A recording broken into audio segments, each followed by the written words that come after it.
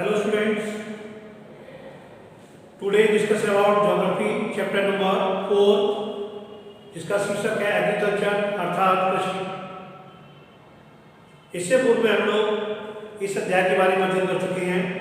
आज इसी टॉपिक को आगे बढ़ाते हुए सर्वप्रथम कृषि तंत्र जो हमारा है वो खेत, जिसे हम कृषि को खेती के नाम से भी जानते हैं, और यह एक तंत्र के रूप में देखा जाता है क्योंकि इसमें महत्वपूर्ण निवेश जो होते हैं, कृषि तंत्र में महत्वपूर्ण निवेश वो क्या होते हैं? उर्वरक आपका है, उर्वरक, बीज, मशीनरी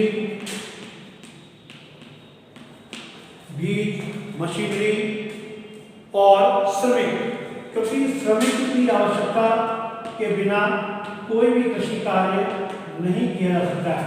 इसलिए जो कृषि तंत्र के रूप में निवेश करते हैं वो उर्वरक, बीज, मशीनरी का प्रयोग और श्रमिक, इन सभी के सहयोग से ही हमारा जो कृषि तंत्र है वो निर्माण होता है।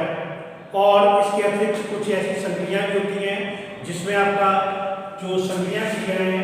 जो क्रियाएं हैं वो आपकी विभिन्न प्रकार की होती हैं, जैसे जुताई, निराई, गुड़ाई और इसके अतिरिक्त कटाई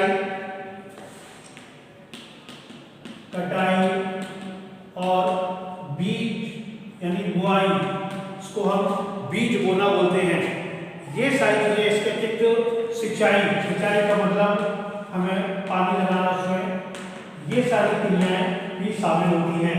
तो कृषि तंत्र हमारा तभी संभव हो सकता है जब हमारे पास निवेश के लिए उर्वरक, बीज, मशीनरी और श्रमिकों और जो क्रियाएं होती हैं उनमें जुताई है, निराई, गुड़ाई, कटाई, बुआई और सिंचाई, इनका सहयोग बहुत ही आवश्यक होता है।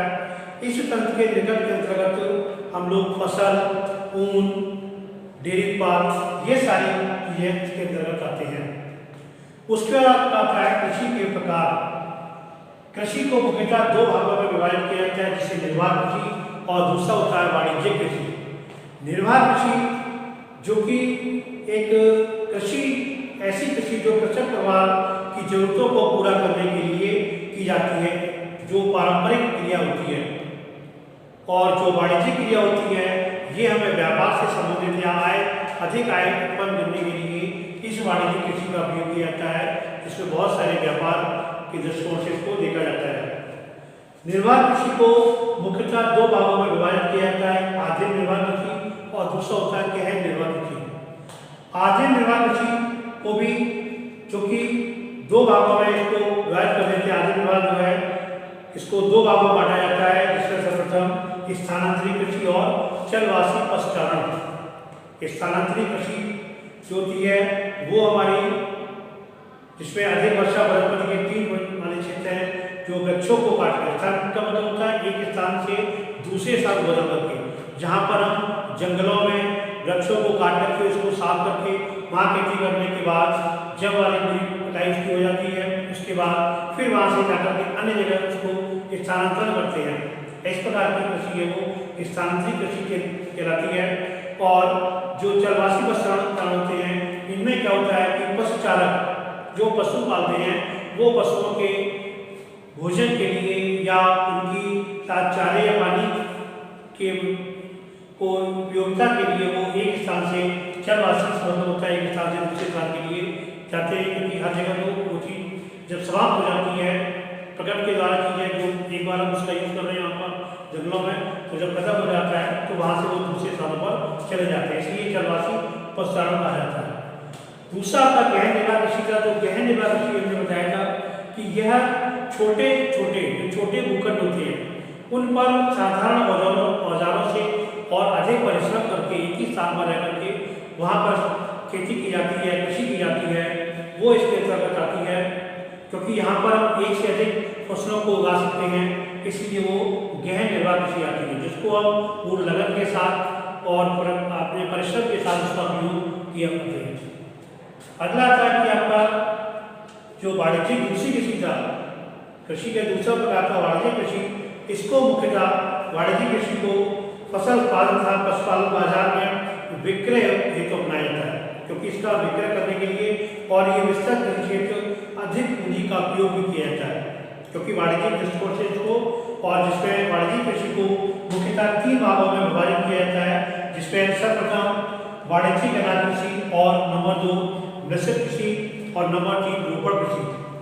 जो वाणिज्यिक कृषि में अनाज कृषि होती है, जिसमें फसलों को वाणिज्यिक उद्देश्य से उगाया जाता है, उन फसलों को उगाया जाता है जिनका बाजार में अधिक मूल्य प्राप्त हो सके और इनको मांग ज़्यादा होती है, उनको वाणिज्यिक कृषि के रूप में उन फसलों को रखा जाता है, जिसमें मक्का, गेहूँ, सामान्य रूप से उगाई जाने वाली फसलें, इनका भी एक लंबे समय के लिए फसल को उगाया जाता है, जिससे कि इसमें बाजार में इनका क्षेत्र ज़्यादा से ज़्यादा व्यापार किया जा सके। दूसरा आता है आपका मिश्रित कृषि। मिश्रित कृषि जो होती है वो भूमि का इस्तेमाल भोजन व चारे की फसलें उगाने तथा पशुधन पालने के लिए किया जाता है, जिसके कारण से इसका और भी अधिक उपयोग हो जाता है। रोपड़ कृषि जो वाणिज्यिक कृषि का अगला रूप है, रोपड़ कृषि, जिसको हम रोपड़ कृषि कहते हैं। जैसे धान की खेती होती है, चावल की, इसको रोपड़ विधि के द्वारा किया जाता है। केले की कृषि ये रोपड़ के माध्यम से किए जाते हैं, और ये या कपास है, रबड़ है, केला है, ये सब एक एकल फसल होते हैं। इस पर एक बार में एक ही फसल वहाँ उगाई जाती है और एक बड़े पैमाने पर इसको उगाया जाता है। इसलिए इसमें बहुत सारी चीज़ें आ जाती हैं, जिसमें बहुत सारे हम देखा भारत और श्रीलंका में जो चाय का उत्पादन है, मलेशिया में रबड़ का है और ब्राज़ील में कहवा का, क्योंकि कॉफ़ी और ये चाय का सब रोपड़ कृषि के माध्यम के अंतर्गत ही आती हैं। अगला बात है मुख्य फसलें, क्योंकि कृषि के अंतर्गत कृषि के माध्यम से, खेती के माध्यम से हमारी कुछ फसलें महत्वपूर्ण फसलें होती हैं, जिनका प्रयोग और उपयोग हम वाणिज्यिक कृषि में या गहन कृषि के रूप में या निर्वाह कृषि के रूप में अधिक करते हैं। जिसमें सर्वप्रथम बढ़ती हुई हमारी जो बढ़ती जनसंख्या की जरूरतों को पूरा करने के लिए विभिन्न प्रकार की फसलों का उत्पादन किया जाता है, जिसमें बहुत सारी फसलें आती हैं। चावल है, गेहूँ है, बाजरा है, मक्का है, ये सब मुख्य खाद्य फसलें होती हैं, जिनमें कहवा, चाय, ये मुख्य क्या है, ये पेय फसलें कहलाती हैं। तो इस प्रकार से चावल जो है हमारे यह विश्व की प्रमुख खाद्य फसल है, और यह उपयोग जो है वो उष्णकटिबंधीय और उष्णकटिबंधीय प्रदेशों का मुख्य आधार होती है। इसी प्रकार गेहूँ का वर्धन काल में मध्यम तापमान और वर्षा तथा फसल की कटाई तक से तेज धूप की जरूरत होती है। इस प्रकार से और गेहूँ ये भी वर्धन काल के मध्य में उगाया जाता है, और इसके बाद आता है मक्का। इसके लिए अधिक धूप, वर्षा, मध्यम तापमान की आवश्यकता होती है, ये भी हमारे प्रकार की है। कपास का उत्पादन, कपास की वृद्धि के लिए हल्की वर्षा, उच्च तापमान 200 से 210 तक का होना चाहिए, और इसके लिए पाला रहित दिन और तेज चमकीली धूप की आवश्यकता होती है, और यह जलोढ़ और काली मिट्टी में उगाई जाती है। इस प्रकार से पटसन में माना गया एक सुनहरा रेशा जिसको कहा जाता है। पटसन को हम लोग सुनहरा रेशा के नाम से जानते हैं, उसका भी प्रयोग हम लोग कुछ वस्तुओं को बनाने के लिए भी किया जाता है, इसकी भी खेती की जाती है। कॉफ़ी जो हमारे पेय पदार्थ में आता है, जो दोमट मृदा की आवश्यकता होती है और आर्द्र जलवायु की आवश्यकता होती है। इसी प्रकार से चाय के बागान बड़े होते हैं, इनकी खेती की जाती है, रोपड़ विधि के माध्यम से करते हैं। तो इस प्रकार से कुछ महत्वपूर्ण फसलें होती हैं जिनका प्रयोग करते हैं। और अगला टॉपिक आपका आता है कृषि का विकास, क्योंकि कृषि का विकास धीरे धीरे जनसंख्या बढ़ते जाने के कारण धीरे धीरे इसमें परिवर्तन हुआ है। औद्योगिक क्रांति के कारण मशीनरी युग आया, कुछ औद्योगिक उसमें मशीनरी उपयोग किया गया। कृषि का विकास संबंधी बढ़ती जनसंख्या, बढ़ती मांग की पूर्ति के कारण बोई जाने फसलों की संख्या बढ़ा करके बोई के क्षेत्र का विस्तार भी किया जाता है, और नए नए उपकरणों का उपयोग किया जाता है। कृषि के विकास के मुख्य लक्ष्य का जो लक्ष्य है वो है खाद्य सुरक्षा को बढ़ाना, कि उसकी सुरक्षा भी कैसे की जाए, उसको भंडारण उसका कैसे किया जाए। कृषि का विकास संसार के विभिन्न भागों में गतियों से हुआ है। उसका कारण है नई नई तकनीकी का आना, मशीनरी यूज करना, मशीनरियों का उपयोग करना, बड़े बड़े देशों में, बड़े बड़े प्रांतों में इनका उपयोग किया गया। तो इस प्रकार से कृषि का बहुत ही उपयोग किया जाता है, और कृषि जो हमारी है एक प्राथमिक क्रिया है, जिसके जो सारे व्यापार हमारे पूरे पूंजीपति का या पूंजी से जो भी हमारे संबंध स्थापित होते हैं, वो सब हमारा कृषि पर निर्भर है, कृषि पर निर्भर है। और हमारे 2/3 जो क्षेत्रफल का हमारा 2/3% जो 2/3 भाग है वो कृषि का उत्पादन ही किया जाता है। आज हमारा ये टॉपिक यहीं समाप्त होता है। नेक्स्ट हम लोग अगले नए टॉपिक को लेकर के आएंगे। थैंक्स।